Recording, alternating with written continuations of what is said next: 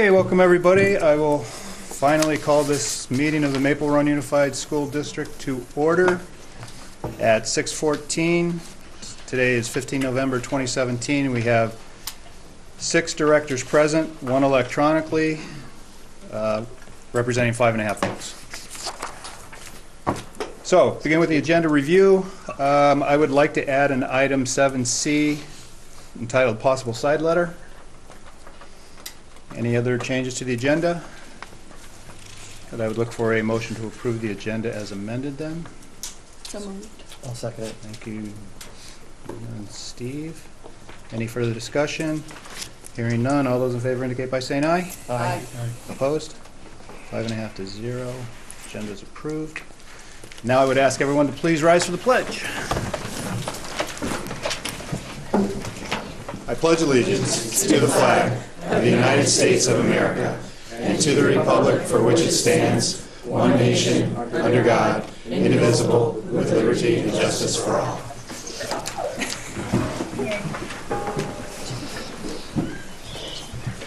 Okay, move to the visitor section. Are there any visitors tonight that would like to give testimony to the board?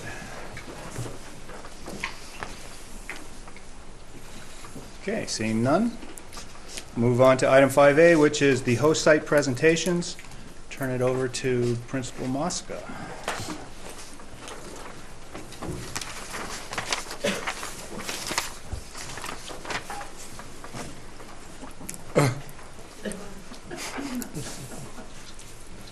Not going to do an Al Capone thing, all right. Who's on first? Mosca at bat. It looked extremely rocky for the Mudville Nine that day. The score stood 2-4 with but 1 inning left to play. So when Cooney died at second and Burroughs did the same, Apollo wrathed the features of the patrons of that game. A straggling few got up to go, leaving there the rest, with a hope that springs eternal within the human breast. They thought, if only Casey could get a whack at that, they'd put down even money now, with Casey at the bat. But Flynn preceded Casey, and likewise so did Blake. And the former was a puddin', the latter was a fake. So in the stricken multitude, a death-like silence sat, for there seemed little chance of Casey getting up to bat. But Flynn let drive a single to the wonderment of all, and the much-despised Blakey knocked the cover off the ball. And when the dust had lifted, they saw what had occurred. There was Blakey safe at second and Flynn a hugging third. Then from the giant multitude went up a gladdened yell. It rumbled in the mountaintops and rattled in the dell. It struck upon the hilltop and rebounded in the flat. For Casey, mighty Casey, was advancing to the bat. There was ease in Casey's manner as he stepped into his place. There was pride in Casey's bearing and a smile on Casey's face. So when the writhing pitcher ground the ball into his hip, defiance gleamed in Casey's eye. A sneer curled Casey's lip. The sneer is gone from Casey's lip. His teeth are clenched in hate. He pounds with cruel vengeance his bat upon the plate. And now the pitcher holds the ball. And now he lets it go. And now the air is shattered by the force of Casey's blow. Oh, somewhere in this favored land, the sun is shining bright. The band is playing somewhere, and somewhere hearts are light. And somewhere men are laughing, and somewhere children shout. But there is no joy in Mudville. Mighty Casey has struck out.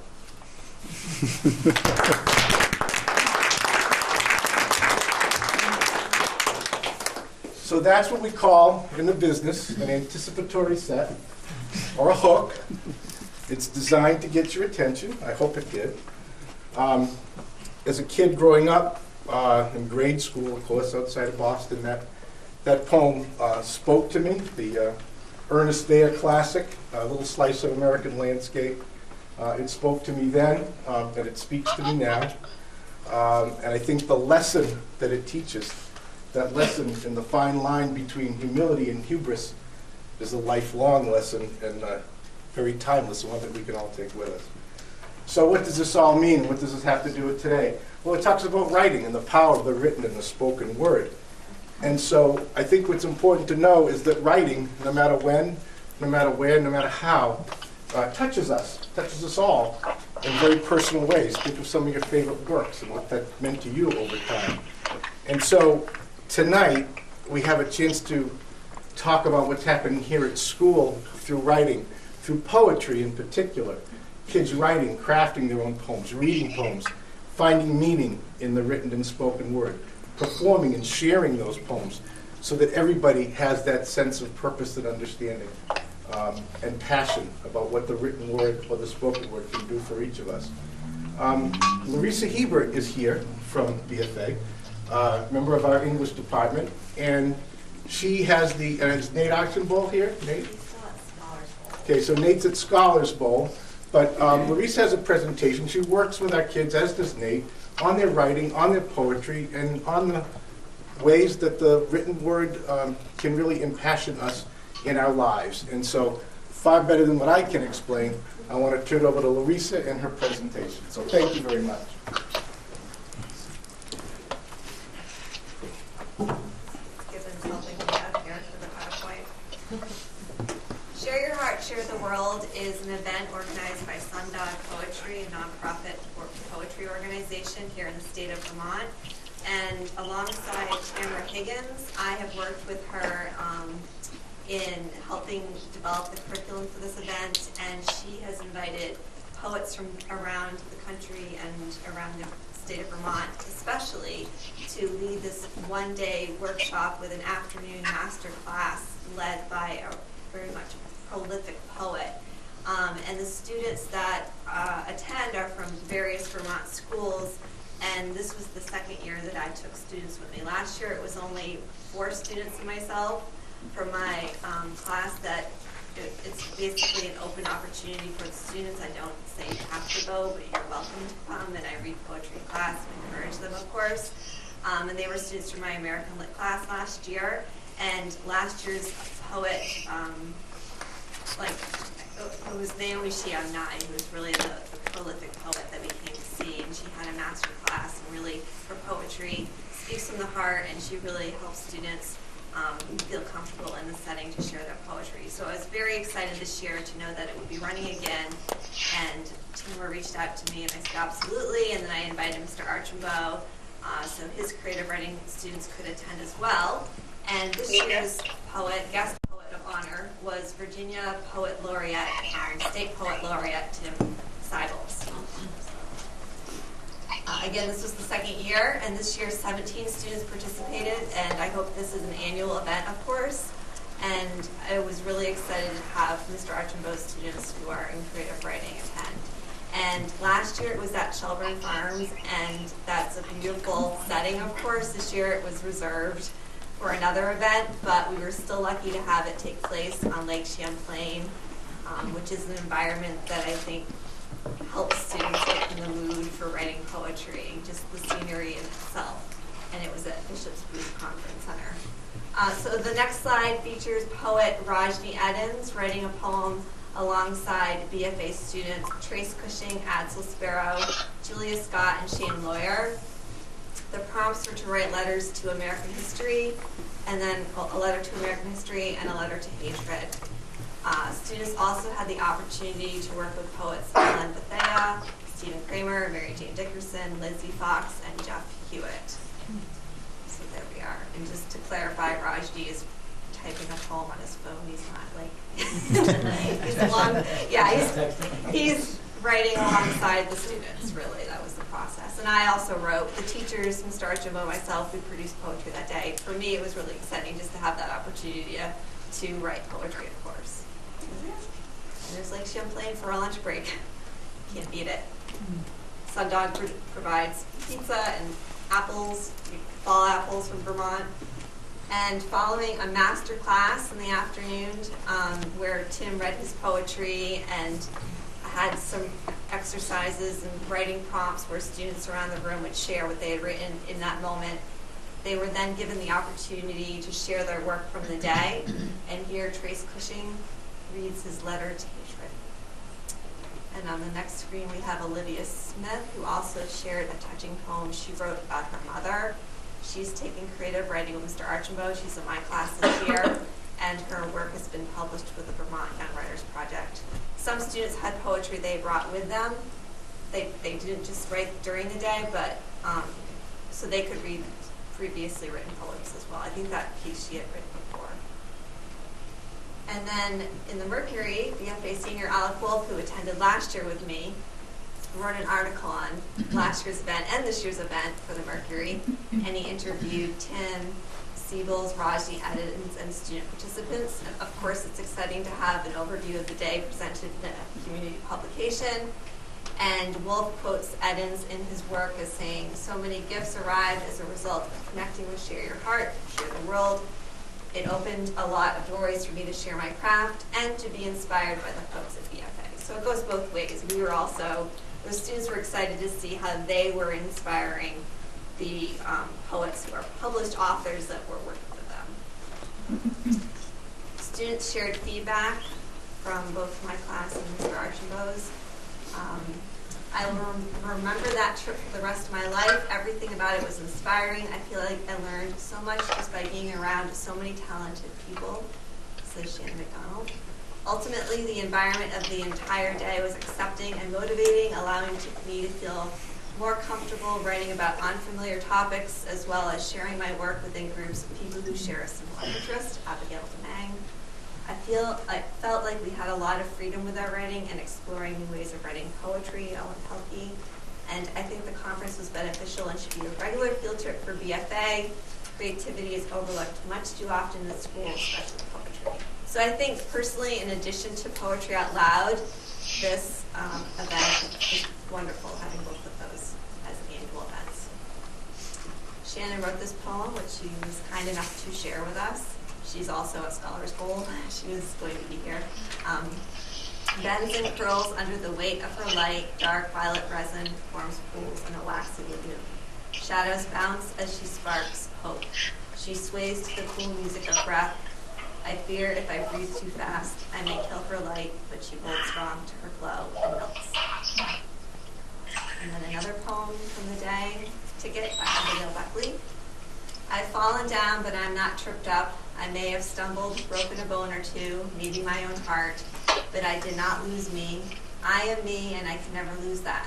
I lost that chip on my shoulder, lost what I didn't need, but I did not lose me. Life is not a ray of sunshine or a dandelion you pick for your crush. It's a cold, dark, echoing and empty train stop with one single train and your name, just your name printed on your ticket. I didn't lose me, I just threw away who I once was. And it was quite a day, and I look forward to hopefully attending next year again. So you had Just keep in the house.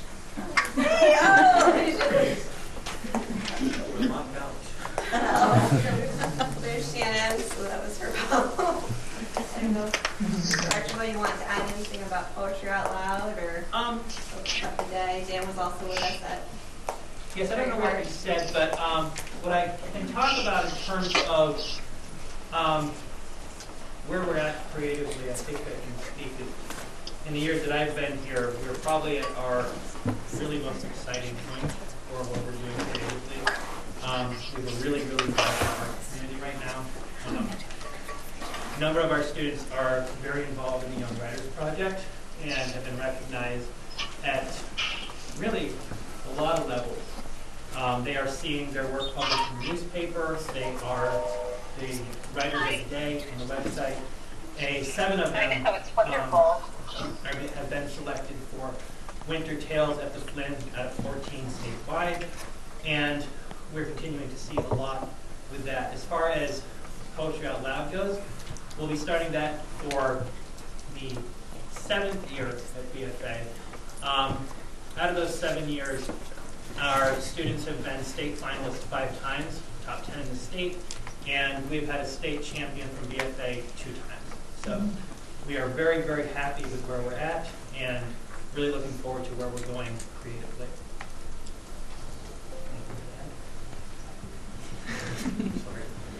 As a corollary, our 18 just went undefeated in Scholars Bowl. So, All right.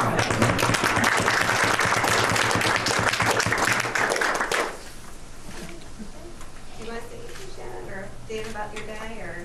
Come on up, Shannon. Good. I'm already still offended by reading your column, I feel. Come on up. Nate, come on You up. want to add to it. I just said I hope that we continue to do it. And Yeah, it was really cool. We met 2 poet laureates. I didn't. Yeah. Two. was there another one?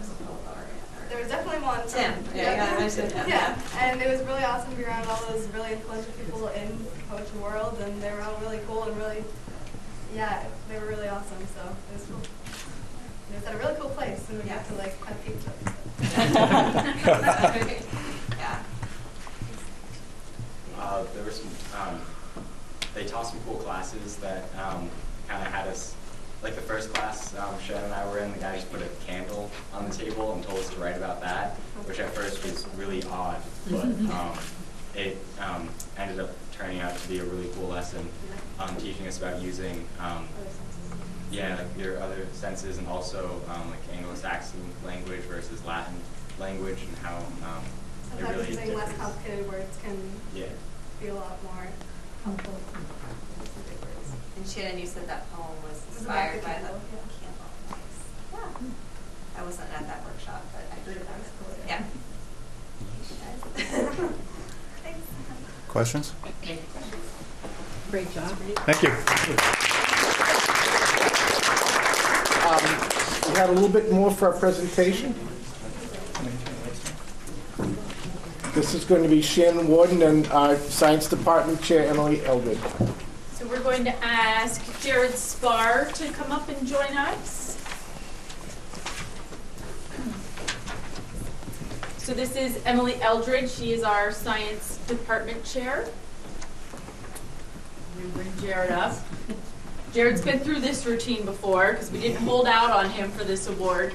So Jared is being recognized by the National Academy of Future Scientists and Technologists, being given the Award of Excellence for outstanding academic performance, leadership potential, and dedication to serving humanity through science, technology, engineering, or math by the Congress of Future Science and Technology Leaders for the year 2017. So Emily's going to share some words from his teachers, and then we're going to let Jared tell you about his experience that goes along with this award. So I've never had the pleasure of having Jared in class, so I asked his current AP biology teacher, Mr. Fugere, for some insight into Jared and what is he like as a student and as a scientist. And this is what he had to say, so these are his words. I have had the luxury of teaching Jared both as a freshman in biology and as a senior in AP biology. Without a doubt, Jared is one of the most curious learners I have ever encountered. His dedication to understanding the how and why of every interaction or process around him is key to Jared's success. Jared doesn't work to find the right answer. He works hard to understand the problem. By developing a better understanding of the problem, Jared is able to apply his learning to a solution that demonstrates not only his thought process, but his depth of knowledge as well. Jared possesses the skills and approach of a well-groomed scientific researcher. That desire to understand the problem drives his work both in the classroom and lab setting. Jared is a lifelong learner. I have no doubt he will continue to grow and learn with each new opportunity.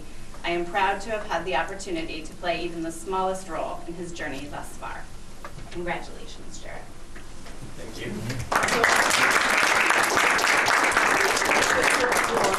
And for the camera as well. And would you please share with the board what you told us about your experience this summer? Yeah. So last summer, we were looking through our junk mail and a bunch of mail that colleges have sent me, and we found a black letter that had golden Sharpie written on it with my name. My mom grabs it, she's like, I think this is something else. You should probably actually look at this one. So I take it, open it up, and it's inviting me to this conference, the National Academy of Future Scientists and Technologists, has this fancy symbol on it. And basically, they're inviting me to Lowell, which is right outside of Boston in Massachusetts, to attend a conference where they're going to have scientists from all over the country and the world come and present their findings and just talk about how they've become so successful through failure.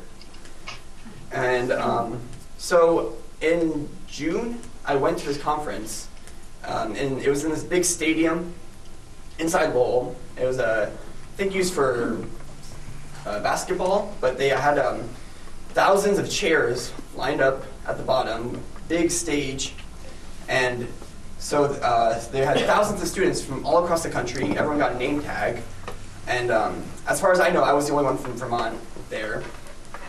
And the conference went across 3 days, and they would have all these various speakers come up and just talk about what they're doing, how they got where they are, and just why you should keep trying, even though if you fail over and over again.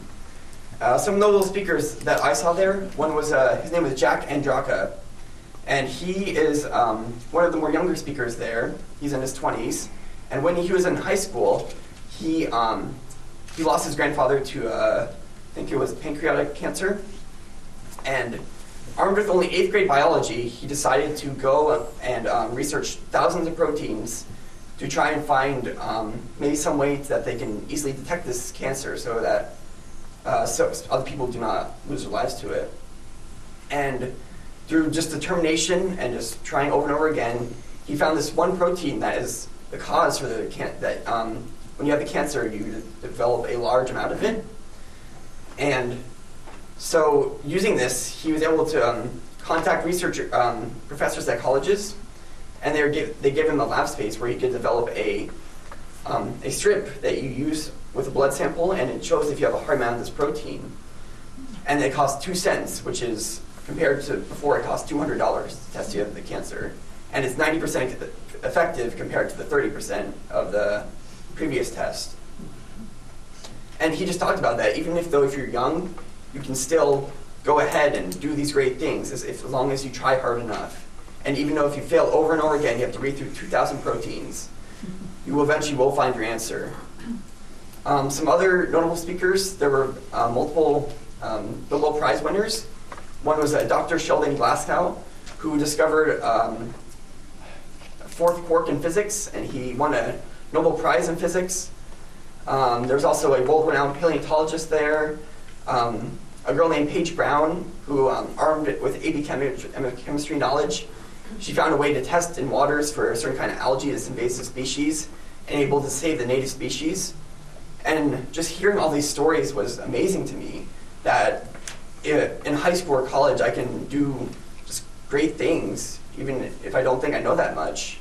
That if I keep working outside the classroom and getting knowledge, I can change the world. And it just inspired me that I really need to keep going. And being there with thousands of students that were all interested in the same thing I was, and I just know that the world still loves science. And then in this day and age, that's just really nice to me, know that.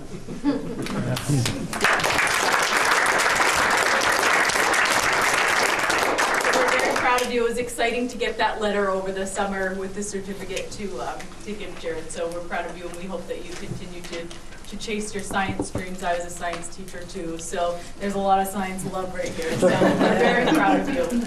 So Jared, what are your plans? What are your ambitions? I want to go into biology, and I'm hoping to become a researcher in genetics. Awesome. I want to, because I've heard about recently that they've been able to, I heard about this story in Asia where they had rice, and that's what they eat a lot there in Vietnam, where it's very poor. And the people there had a deficiency of vitamin K, so they were developing a lot of diseases related to that. And so to help them, they developed a rice grain that contains more vitamin K than it should. And so by living off of rice, they're able to survive better and become healthier. And I think I want to go into something like that, because I really want to make a difference. That's great. Go Jared. Thank you.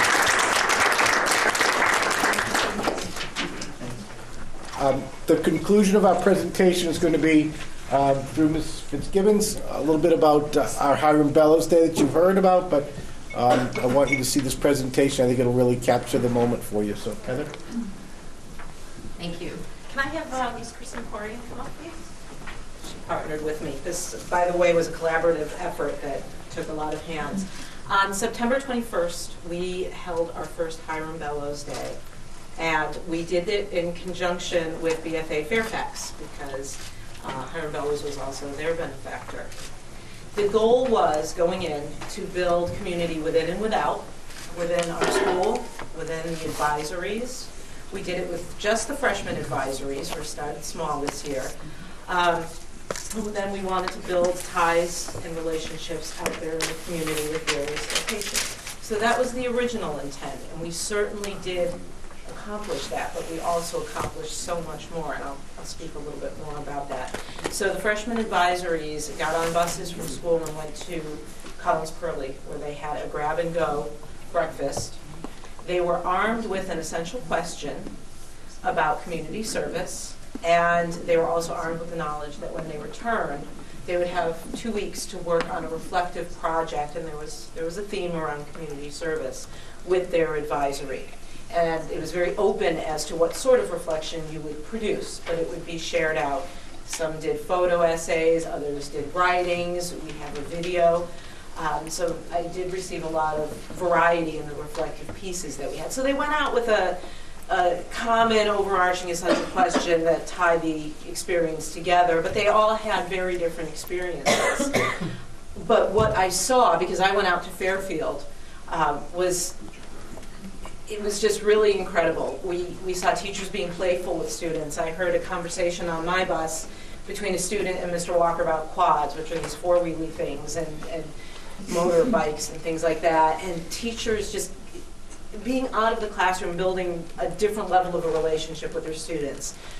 We went to, and thank you to the schools, the sending schools, because you helped us as much as we helped you. They were great and accommodating to our students. The locations were Sheldon School, City School, Town School, Alberg, Fairfield School, Bakersfield, Northwest Medical Center, Holiday House, which is a senior care facility, Houghton Park with the Parks and Rec Department. They did clean up. And then there was a group that stayed here and prepared little doggy treats for Greyhound Rescue in the kitchen right here, in little bones, and we packed them up and said that they were home baked. It was very, very sweet. We then all gathered, even the group that stayed here at Collins Pearly, back again for a huge picnic lunch provided by the Abbey. And the whole half of the tennis court was taken over, and teachers were sitting with students, and students were mingling and mixing, and everybody was laughing. And then Sean LaFave, sometimes things just happen, it was like serendipity, just happened to be there, and we had this pep rally the next day. And she's like, can I grab the mic for a minute? Will you give Sean the mic, and then you may as well just step back. She started this team building activity with them to prepare them for the pep rally, where they had to practice a song and finish the lyrics, and they just had a blast. And then we wound up with a big group picture.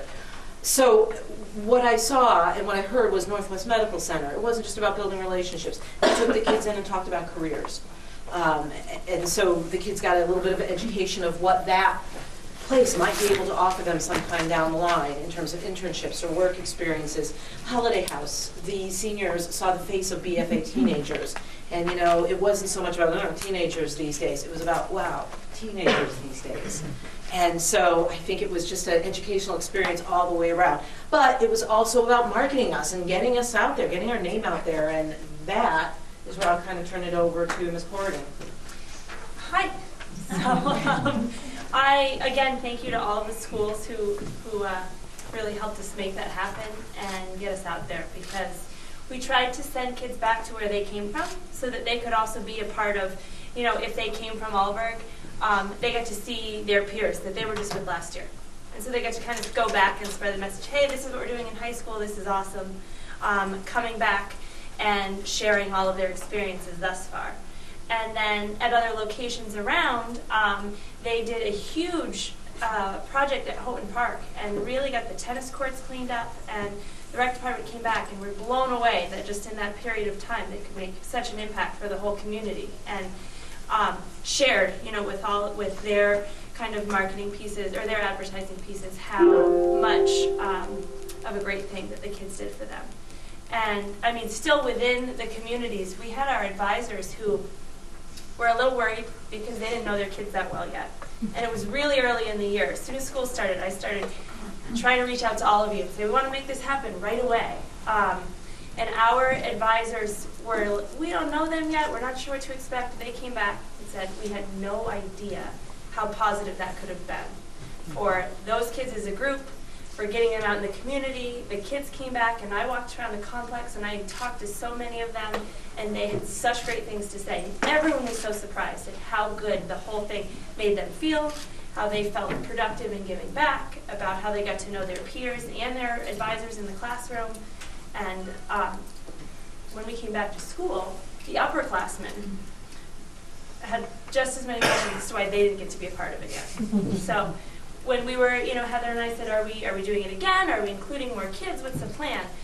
I think this is just going to keep growing bigger and bigger because it just was so much more positive than we could have even anticipated. And we have 3 students to share their point of view on their experience. So we have Ms. Mackenzie Moore, Daniel Potter, and Dylan White. We were going to have Sophie Thompson, as she was sitting here in her Godspell gear, all made up, but she couldn't hang around because she was in dress rehearsal. She tried to make it, which is quickly a plug for our musical this weekend, Godspell. Everybody's going. Get your tickets. A little bit of pressure right there. But so please come over here and share a little bit of your insight. Again, Mackenzie, Daniel, and Dylan. I'm Mackenzie. I'm Daniel. I'm Dylan. So for our advisory, we went to Houghton Park for Hiram Bellows Day, And we picked weeds around the basketball courts and picked up like the trash around the playground itself and around the park in general. How this was important, I guess, for our advisory was we got to know our advisors, and we got to meet, get to know more people in our advisory. And I mean, if we could get to do this again, we would, because it was a fun experience to, help out the community, and yeah. Okay, I went to SATEC, and when we got there, we went around the school and we weeded on the rock beds that they have for drainage. And some kids went inside and they helped separate uniforms for sports by sizes. And I had a lot of fun. It was a good experience, I guess, to get out of class and feel a little bit free and not have such a big workload all day. And I guess it had a lot of fun, and I would love to do it again if I had the chance. Thank you. Thank you. You guys did great. Nice. Thanks, everybody. Now, I know we're getting on there in time, but I do have a quick 5-minute video, which is one of the reflective projects from one of the homerooms. It was from Mr. Fugere and Ms. McCarter's homeroom. It's the culminating reflection. It took them about 2 weeks to make. They did the whole thing start to finish, including the musical backtrack, which was composed and played by one of the freshman girls, Shirley Raymond's daughter. And so if you hear the guitar in the background, that's her. And out of all the reflections I got, there were so many that were wonderful, but this one was very moving and poignant, and I was very proud of it, so I'd like to share it with you.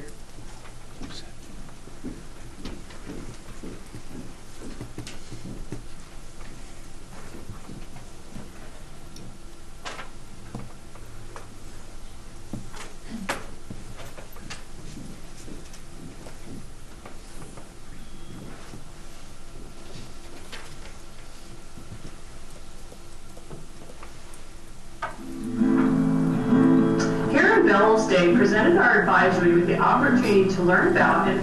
It's not quite one. Oh.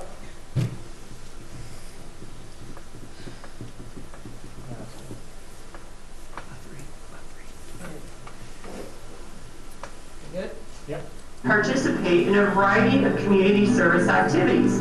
Our advisory went to Northwestern Medical Center up the road. We picked up trash. We covered the whole grounds.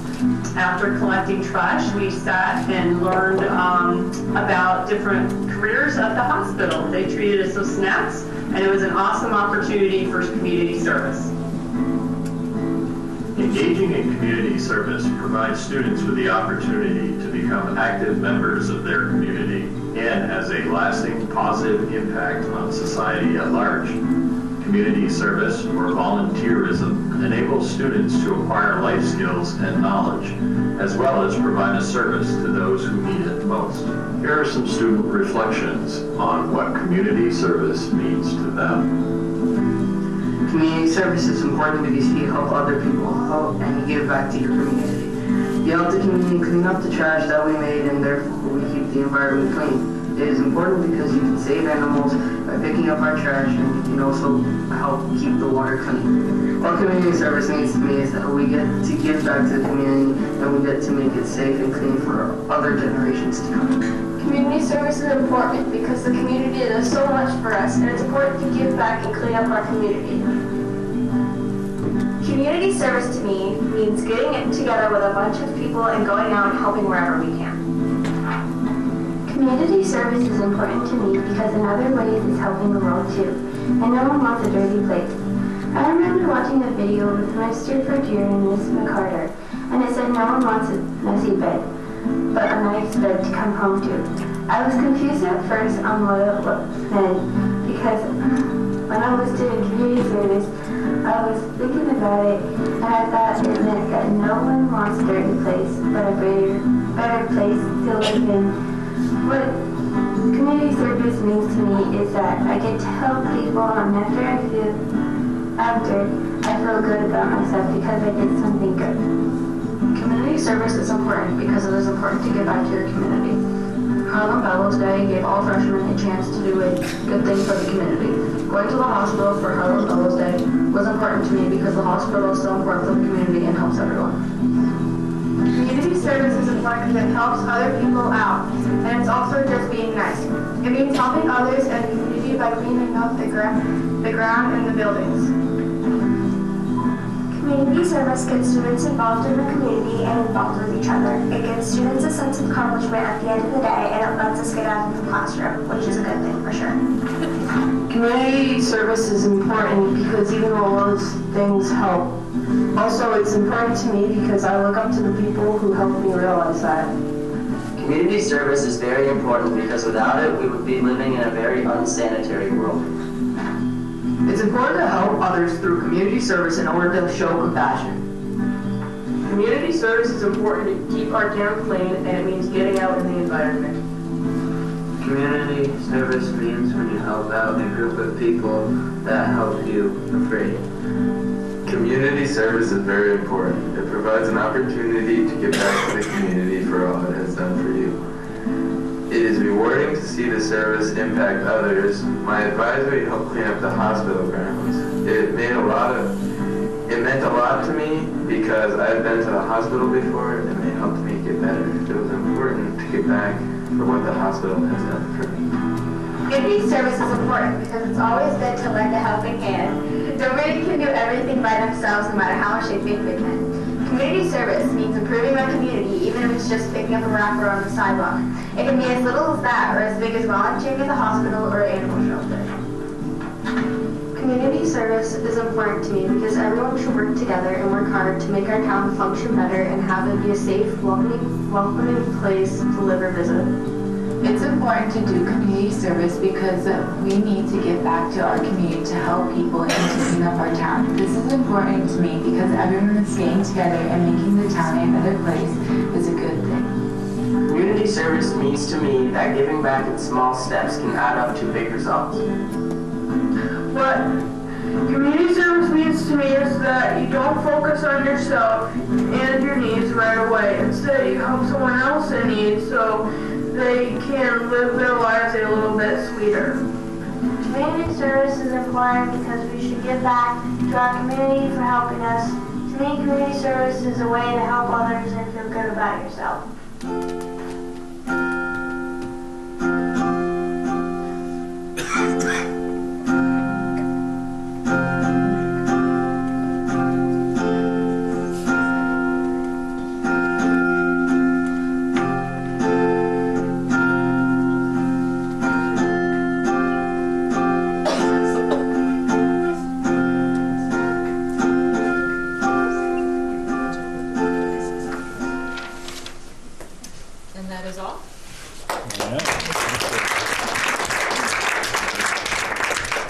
concludes that presentation. Thank you for the opportunity.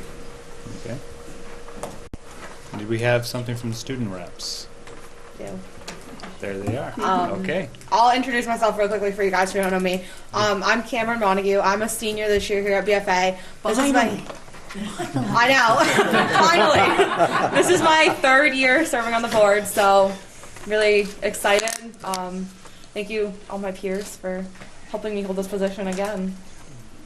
I'm Haley Seymour. I'm a junior here at BFA, and this is my 1st year on the board, so I'm pretty excited. Okay. Yeah. So a few things that have been happening since school started. It's weird not doing a report every month. Really have to think. So fall sports ended off on a pretty high note, and winter sports start in a couple weeks. So we're right now in between seasons, but looking forward, fall sports are super successful. So looking forward to winter sports, hopefully doing the same. Hoping hockey might go 3 years in a row with championship. So that's pretty exciting. Our pep rally and homecoming week was successful. As Ms. Fitzgibbon said, we had our Hiram Bellows Day, which I was very sad I couldn't be a part of. But it sounds like it was really successful. Seniors took the pep rally award, Spirit Award, and we won the float, so that makes it 4 in a row. It's pretty exciting for us. NHS recently participated in the Walk for Homelessness at, sponsored by Tim's House. It took place at the complex. I believe we raised around $2,800 as an NHS chapter, so that was pretty good to be a part of that. And we're hoping our next plan for NHS is a winter food drive and Toys for Tots. So we'll fill you guys in on those as it comes up. And lastly, Powder Puff. We had Powder Puff as well. I was lucky enough to participate in it this year, finally, being a senior. We don't have a final total yet. I think around December we'll get that, but it was super successful. There were 47 girls, including managers, who participated, and I believe there were 9 coaches. So Ms. Parent, Mr. Sorrentino, our amazing advisors. So very successful, but definitely took a lot of hands. So. And who won? We did. Okay. It was 52-8, I believe. I believe. So it was close. Yeah. I'm going to talk about the Scholars Bowl tournaments. We just had one on Friday. We didn't win any. And we had one today. And we're not really sure of the results of that yet, but it was our regional competition. And we just had our fall chorus and band concerts, which I think were really successful. Great. Thank you. Any questions? Okay, thank you guys. Yeah. Okay, that moves us to item 6, which is the consent agenda. On the consent agenda, we only have the approval of minutes for 1 November. So if there's no objections, these items will be adopted. Is there any reason to pull those minutes off the consent agenda? Seeing none. It appears there are no objections, so these items are adopted. Move on to item 7, old business. As most of us know, we had a special election yesterday. Kevin, would you fill us in on how that went? Yes, we had a special election yesterday. The final count was 154 yes, 60 no, for the purchase of 24 through 34 Catherine Street. So we are in the process now of moving forward with this, getting a contract set up, created. I emailed the landlord today, but I understand he and his wife are in Hawaii. So I don't understand why, but he has not responded yet. Yeah, they have email in Hawaii, right? But when he does, we'll start the process. Our goal is to have something for you for signature in December, with our goal being that we are done and will own the property by January 1st, 2018. So we're excited about it, moving forward, and I'll let you know as we get more information on that. Okay, thanks. And thanks to everybody who went out and voted. I think it is important that we get that signed immediately, because that starts saving us money from day one, so. Yep. Thank you. Okay, 7B, climate survey.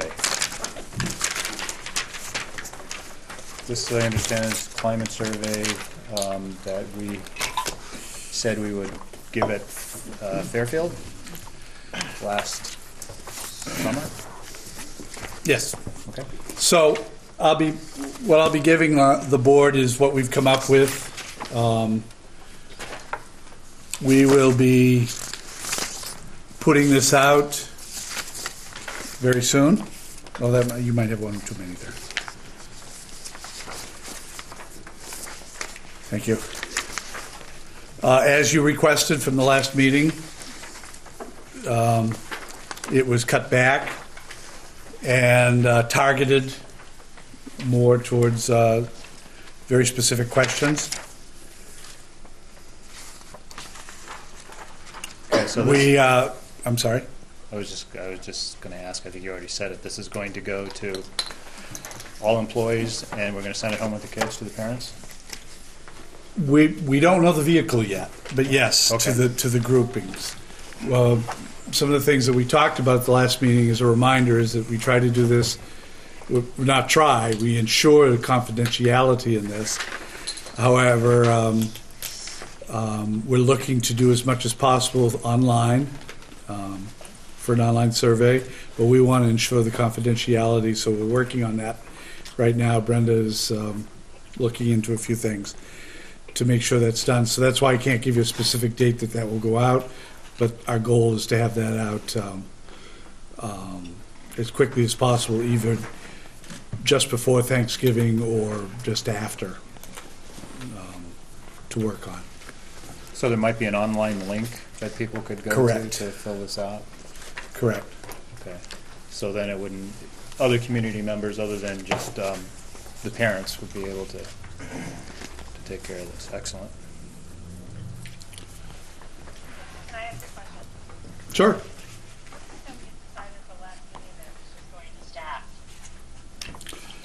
Am I misunderstanding what we made, or does it work decided? Well, there was talk also of giving it to community, and we thought from what we had understood, we thought targeting it towards parents would hit both parents and community. So we decided both then? I'm fine with it, I just couldn't I thought, okay. That's what we had talked about, the fact it would be very, very difficult to do the whole community, but certainly to hit parents. But if they're there's trying to do that. But if there's a link, then anybody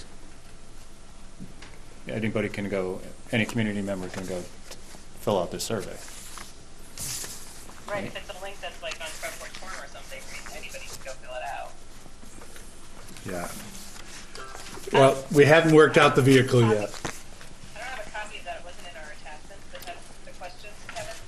I can certainly send it to you. No, we gave it hard copy today. So you did not send it? No, it's right here. The ink is still wet. Can it get emailed to me Yep. by chance? So I can see it? I mean, it doesn't have to have any. Yeah, we'll send it. Thank you. So maybe I would ask Bet and Sarah, does that make sense that we would include community members as well, right? I think they were very involved, yes. Yeah, because they were. Yeah, they were. Okay. I don't know when you were planning, town meeting even might be this. Well, we said we wanted to do it in the fall. In the fall. Which is almost over. Yep. That's okay. Yeah. Fairfield's a little slow too. We want it out before the end of November, right? That's what we decided. Yeah, so, okay, great. One comment. Sure. Is there going to be a way to determine whether the person that responded is a school person or the community person? No, like even just a simple checkbox, teacher, staff versus community. So not to identify the person, Right. but to identify the population they belong to. The perspective. Right. Yeah. Not a bad idea. Good idea. Identify who's answering. Yep. Right, because I thought, it said combined with those of the community, I didn't know whether there'd be a means of knowing that this pool is coming from staff versus Yeah. this pool is coming from community. Yeah. I think it's worth knowing that, at least I do those too. two distinctions. We'll do that. Thank you. Thanks. Did you hear that? Yeah. Thank you. Okay, so my understanding, the board is fine that when Kevin is ready, has the vehicle, that he has the green light to pull the trigger on this and send it. We don't have to see it again, right? Works for me. Okay. We got hung up in the last meeting because we weren't sure what your definition of sending it out to the community meant. It started to be in the school and then part out of school, so I think we got it settled with this. Okay. Yep. Fantastic. Okay, move on to item 8A, which is employee matters. Attachment 8A1. Just going to speak to Did that. you have a 7C or is that coming later? Did I? Oh, the 7C, excuse me, yes. 7C, thank you. Steve. Yes. 7C is possible side letter. I think because that's going to deal with possible changes with the contract we have and deals with strategy, that we could and should make a finding to put that into executive session. Okay, also moved. Thank you, Steve. Second. Thank you, Nina. I think I've pretty much explained why. So any other discussion? Hearing none, all those in favor indicate by saying aye. Aye. Opposed? Abstentions? Okay, that'll go to executive session, 5.5 to 0. Thanks for catching that, Steve. Yeah. Okay, item 8A1 is additional early retirement requests. Are you going to take that, Kathy? We have 3. The board had agreed to do 5, but this would make 6, so the board needs to decide if they would do 3 additional early retirement requests. And the attachment has the request from the individual teachers. So the board's choice, we already had 3 that we're granting. Our choices are to use the lottery to pick 2 out of the remaining, 2 out of the additional 3 to make 5, or to grant it to all 3. And what's the administration's recommendation? I think we would recommend that the board consider approving all 3. I think that it's hard to tell if that would be a money saver. There are a lot of issues around that in terms of, how high on the scale you hire someone to replace someone who retires, but overall we have seen savings from this kind of Well, if they've been here long enough to retire, they're probably pretty high up on the schedule, or Yes. low, however you look at it. Moving And forward, what about- It would be savings, it would be a cost savings. And what about, will there be any difficulty replacing these individual positions? Is there? This early on, that would be something that the, Not whether the board decides to or not, I'm Right. saying. this early on for next year, it should be no problem. it should be fine. Okay. What's the board's feeling? Take the position that let's just stay, send, like, this person wishes to retire, what's the possible savings? Okay. Were all 3 after the deadline? The other one, or are they all in? We extended the deadline until today. Okay, so they came in prior to. Yep. 2 for sure. So our decision is whether we're going to take 2 or allow all 3 the early retirement. Right. Correct. And today being the deadline, that's the total of them Mhm. applying. I'm okay with all 3. I'm I fine. think it's a win for us, especially with the budget issues we have coming down the road. And a win for them. It's a win-win. Melba? I mean, I think it's a win-win. It's just, sometimes it's very hard to see seasoned teachers leave because you've got all that experience that's going with them, Okay. Call the vote. So I'd look for a motion then to grant the early retirement to all 3 of these teachers who submitted their applications. Second. So moved. Thanks, Steve. Thanks, Mike. I feel like I'm going backwards. All right. Any further discussion on that? I'm sorry, Denise, did you want to add in on that? Okay. All right, thanks. All right, all those in favor indicate by saying aye. Aye. Opposed? Abstentions? 5.5 to 0. Not if it's anonymous, or unanimous, excuse me. Item 8B, policy report. What we attached to your report to the board was a list of all of the policies and procedures that the board has approved to date. We have approved MRUSD policies, all of the policies that are required. And for instance, under board operations, there's one required policy, and we have that. There's 2 recommended policies that we have included, and there's 3 others that in most cases, boards have just moved these to procedures. They are things like setting the agenda for the board, community engagement, board superintendent relations, those are recommended. There's other policies that the VSBA has asked boards to consider. Many of them are as many as 9 years old, mostly because we have set in place procedures for most of these. For instance, on the board level, things like school visits by board members and board setting goals and evaluation, board relations with school personnel are pretty well covered in our contracts, in our procedures that we have in place. And there's been a move away from having policies in place that really are procedural items that we have well established in our school districts. The second group is around personnel. There's 6 required policies that are all in place. The things that are under recommended or to be considered are things like job descriptions and educator supervision and evaluation, which are covered in our contracts. Personnel files. Those are all things that we either have processes in place or procedures. So these are the required and recommended policies that the board has put in place.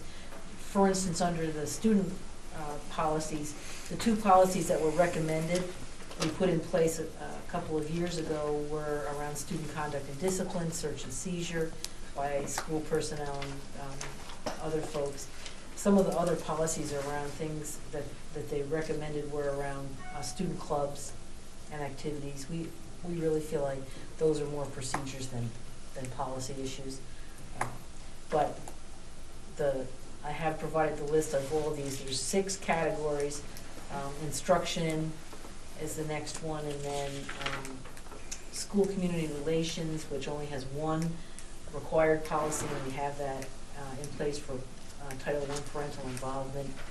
And they have a couple of things there. We are working on one under school community relations that we will be bringing to the board on facility use, because we have facility use policies in each of the individual school districts that we think should be a single policy for the MRUSD district. Another one that we will definitely be bringing back to the board will be a wellness policy. We have one in place, but you said that we were going to review that. Non-instructional operations, that's the last category. That has 5 required policies. 4 of those are around requirements by the federal and state government for grants. For instance, some of the policies that they said that you could consider are around budgeting and emergency closings. We have pretty solid procedures in place for that. But if the board would like, I could bring back to you the next time. It looked like a long list for us to deal with. I could bring back to you a list of the ones that the VSBA recommends or tells you that they think you should consider. But I think we are in very good shape in terms of the policies and procedures we have. So on this list, is there any indication of which ones are required? I did it by area. In the first group, board operations, there's 1 required, the conflict of interest policy. Right. The 2 that are recommended are public participation in board meetings was one that was recommended. Yeah, but that's what you're telling me. Is there anything on this list that tells me that? No. No. Okay, there's no indication on this list. Right. No indication on the Okay. list. Which ones are? I think what would be important is, rather than bringing a list of everything that VSBA recommends, bringing a delta. This is what they recommend, and this is what we don't have. Okay. Right? So that we don't have to Do you want to go look at through the and say, ones oh that yeah, they- we've got that, we've got that, we've Right. got that. Do you want me to also bring the list, virtually, I'm gonna look through here, but none of the policies to be considered are ones that we have policy on. So I could, it's probably maybe bring the recommended list for the next board meeting, and then if you wanted to look at the ones that the VSBA wants boards to consider, we could do that a separate time. Okay. Otherwise, it's a fairly long. Okay, yeah, Yeah. that's fine. Is that okay with you guys? Okay, so Okay. next time I will bring the recommended ones. Very good. Anything else on that?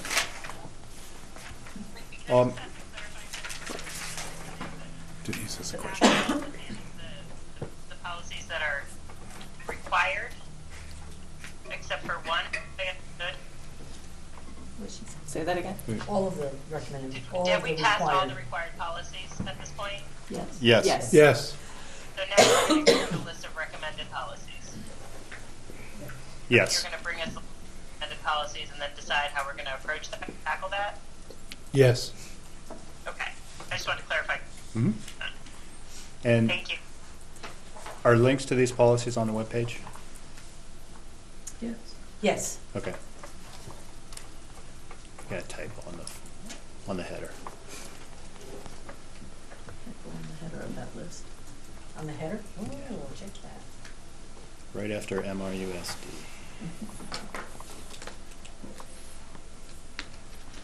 Okay. And that moves, snow plowing bid award, huh? What you got for us, Martha? So I put out the RFP for the snow removal proposal, and we advertised it in the Messenger, and it was also advertised in some online publications that school districts' bids are blasted out to. And we received one proposal, and it's from Goslin Construction and Excavation. They are the contractors that we have used at the schools for the last, I want to say at least 6 years, if not more. I do believe I've contacted the facility managers. I've given them a copy of the proposal that was supplied, asked them for any feedback, whether or not they had any issues with the proposal. I didn't get any feedback, so I'm assuming that they're all set with that. They've been able to work with this contractor for the last 6 years. And so at this point, I'm looking for the board to authorize the award to go to Goslin Construction and Excavation for snow plowing. This would be a 3-year contract. And we would revisit it after 3 years. Look for a motion to award the snow removal contract to Goslin Construction. So moved. Thank you, Nina. Can I get a second?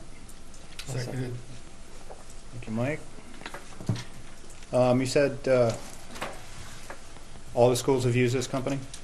All the schools, BFA, city and town. Okay. Fairfield is done by the town of Fairfield, because that's on the town road, the school. So Okay, it's done and by- that will continue? Yes. Okay.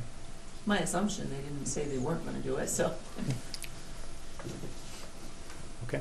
We'll Any other? find out tomorrow morning, because it's supposed to snow. Friday They've always morning? done a, Friday they've always morning. done a fantastic job up there in Fairfield, so I don't anticipate any change there. Any other questions? Okay, we have a motion, have a second. If there's no more discussions, we'll take the vote. All those in favor indicate by saying aye. Aye. Opposed? Abstentions? 5.5 to 0. Brings us to the warrants. Attachment 9A, everybody has it. Look for a motion to approve the warrants. So moved. Second. Thanks, Steve. Any questions on the warrants? Hearing none. All those in favor indicate by saying aye. Aye. Opposed, abstentions, 5.5 to 0. Will those come around for signature? They are. All right. Administrators report. Chris, anything else? No, I just want to say that I've historically prided myself on giving kind of meat and potatoes reports. I've changed. This is more of a dessert. It's more of a creme brulee or a tiramisu. Still substantive, but just a little sweeter tasting. So if you see the report, I just want to give a shout out to Shirley for moving me to the dessert table, and I think you'll like the new format. I did like it. Thank you. Any questions on the report? All right.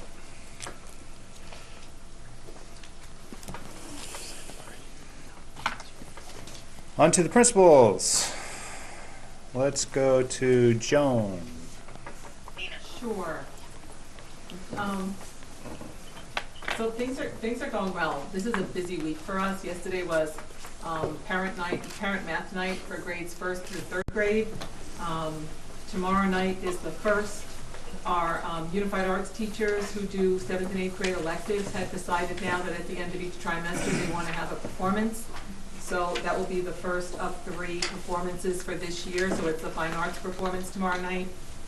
And then I'll let Stacy tell you about Friday because it's her thing. And then right now we are in full swing with our economics unit. And you can't walk too far without seeing someone with a mask and goggles who's been sanding and cutting. And it's really been pretty cute. There's an awful lot of energy going in, and when I get to sit with the teachers and I think they're having as much fun as the kids, that says a lot about what's going on. So December 14th will be our big culminating event for the unit, and we're moving right along. We've had speakers coming in, and things are moving, so it's kind of exciting. The last thing is I told you that we had Conscious Discipline coming to the state of Vermont through our advocacy, and they have reached out to us and asked if our school could be the venue. They've seen our library and pictures from the trainings that we've done with their trainers.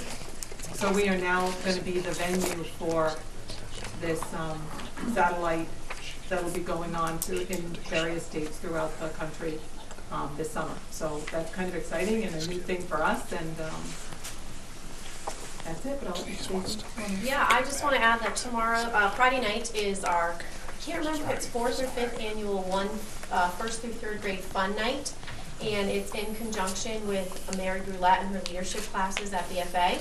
So her current students and some prior students that we've dragged into it are, they come for an hour and a half after school. We provide a snack. The kids are split up into groups and they play games and they color and they do crafts and they do face painting and all kinds of things with the kids. We ask for a $2 donation, and then we're able to take that money and donate it to the Helping Hands at Hannaford. I think in the past we've been able to do about 20 boxes for families. It started out as my PLP, and there was some worry that, since I wasn't in the teaching world anymore, that we weren't going to have it, but it definitely is happening on Friday night with Mary's support, so it should be a good time for our 1st through 3rd graders. How do they split the money up for the, the Hannafords, where you put the money in for the different schools, since it's all Maple Run now? It's by school still. Still, because now I feel like I gotta, shopping. I feel like I gotta put them in every school now. Well, you do, right? I do. I just put them in every school. It's so much harder. Sean. Hi. Behind me there. So at Fairfield, we are getting ready for our Thanksgiving pass-along tomorrow. We are working with some local communities, Sheldon and Bakersfield, and also our Fairfield Community Center, to create Thanksgiving baskets for those in need at this time of year. So we have been collecting Thanksgiving foods, and our students are going to, every student is going to be handing these along in a big chain through our building, and we'll be taking them in a school bus and delivering them to the Fairfield Community Center, where they'll be combined with turkeys and all kinds of other things so that we can provide a lovely Thanksgiving dinner to our families in need. So it's nice to be part of that. And that's happening tomorrow, and gets kind of all the kids hands-on with what we're doing. We've had successful fall parent conferences. I want to thank all the parents who came out and all the teachers who gave their time in the evenings and early mornings to meet with our parents and have good conversations about their children's education. We had our first dance of the year, which always brings fear to my heart, but that's because I was a high school person for many years. Our dances are really nice. We had a costume dance. Kids had a lot of fun, and they were super well behaved, so I was very proud of them. We're beginning our book study with Conscious Discipline, and that's going to happen on the 29th of November, and we've actually purchased all the books for our faculty members. Jonah and Stacy are coming to help lead our book study for us because they've actually done that for a few years already. So we're very excited to have sort of another way to help work with children besides just sort of hoping for the best and doing the best we can. Now we've got like something concrete that we can actually use to regulate ourselves before we try to help regulate other situations in our building.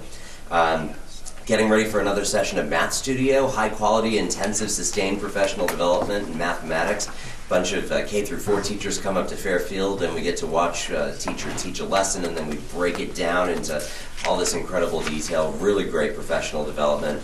That's happening first week of December, and that also goes on at SATEC. And then we also have 5 to 8 teachers who are involved. And last but not least, 2 more things. Winter concerts are coming up December 13 and 14. December 13 is our 6 through 8 band and chorus, and the 14th is pre-K through 5. We're involving our pre-K kiddos in our winter concert this year, our tiniest ones. So that is adorable. So definitely plan to come out there at 6 p.m. And we've had some great outdoor classroom meetings and a lot of work going on in our outdoor classroom this year. We've been applying for grants in collaboration with the Bent Northrop Library, which is kind of right adjacent to our property, and the Fairfield Community Center in the town of Fairfield. But one of the most exciting things is that my outdoor classroom coordinator got herself involved in local government, and there was a parcel of land that Fairfield has that we're going to start leasing out for maple sugaring. And one of the conditions that's on that lease is that whoever does the sugaring on that land has to have a commitment to Fairfield Center School's outdoor classroom program and has to dedicate time and energy into helping our kids with our maple sugaring and just sort of be a part of the community, not just use our land for its resources, but use our land and then also give back to our school and our kids so that we can keep them interested in our local area and hopefully keep them in Vermont as they grow older. That's the Fairfield Report. Great, thank you. Angela. Sure. I'll stand so you see me. So just a few things. I did want to let everyone know that our 5th and 6th grade spelling team is going to the state championship on Saturday. So these kids are great spellers and just really did great in the regional competition. They're going against, I think, 5 other schools across the state. So Is that in Montpelier or? It's actually being held this year in Northfield at Northfield Senior High School at 10 a.m. So that'll be going on. And like many of the other schools, our students are involved in community service and outreach. So just as City School mentioned, our students are collecting coins for the meal boxes for Hannaford's. The Helping Hands is what it was called.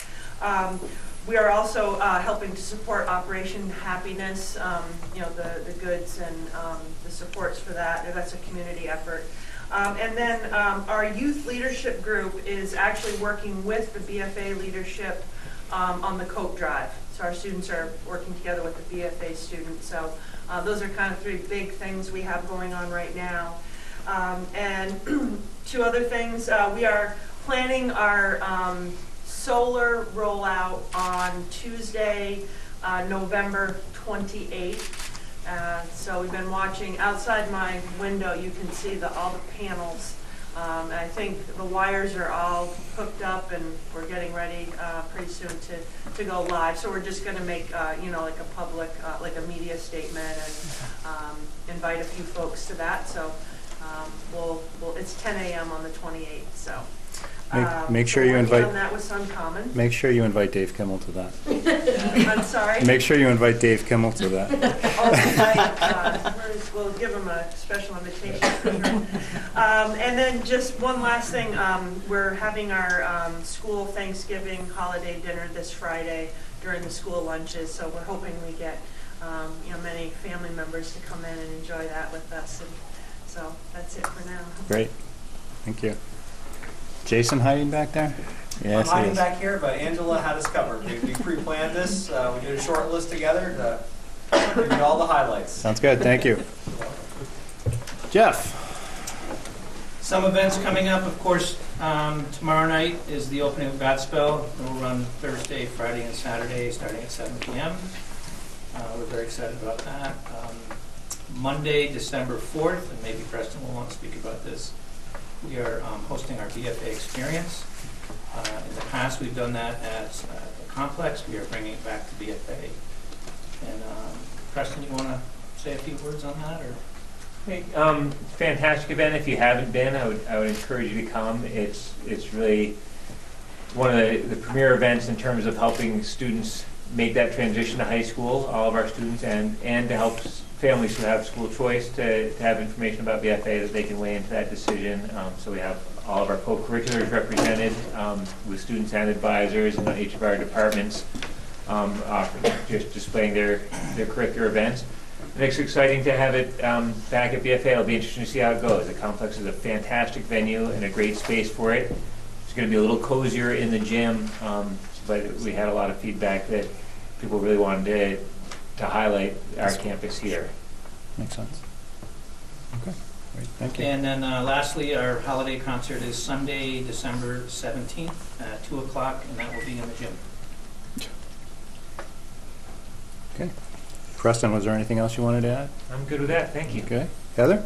Anything else? I think you've heard enough from me. Okay. Thank you. Shannon?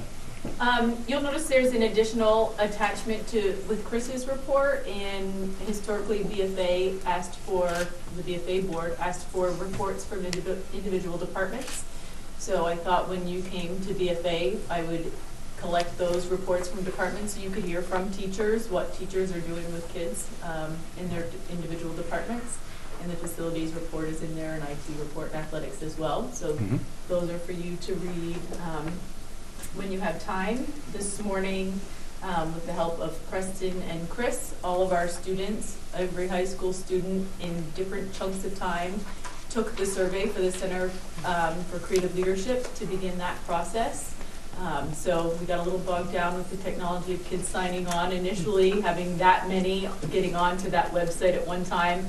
I think kind of shocked their system, but kids were very patient and took their time and went through and answered all the questions. So that was great, and it was nice to introduce that to kids as something that we were doing as a whole district as Maple Run. Great. Thank you.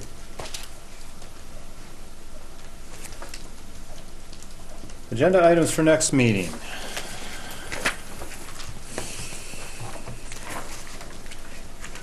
We're going to have some policies. Yes. We're going to talk about policies. We're going to talk about policies.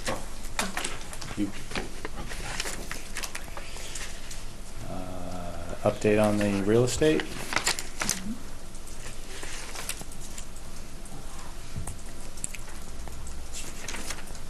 Are we going to be hearing again from Mike McCarthy on the solar thing for Collins Burley?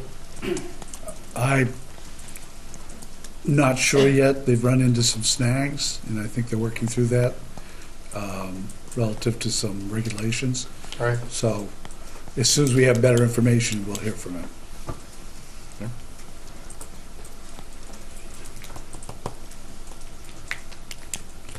Okay. All right, in that case, I would look for a motion to go into executive session for item 7C, possible side letter, which we've already had a finding that it should go into executive session, quoting 1 VSA 313A1A. Motion for that? So moved. Thank you, Nina. Thank you, Nilda. Any discussion on going to an executive session? All in favor indicate by saying aye. Aye. Opposed? Abstentions? 5.5 to 0. We're in executive session. Thank you, everybody.